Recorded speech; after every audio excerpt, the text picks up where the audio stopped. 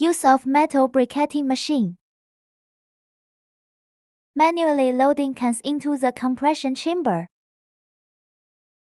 The compression chamber can be filled to capacity as required.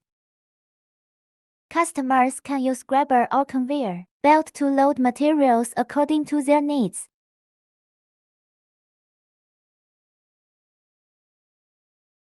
After filling the material, cover the upper pressure plate. Compression in both horizontal and vertical directions. It only takes tenths of seconds to compress the blocks. If you need any advice, please feel free to contact us.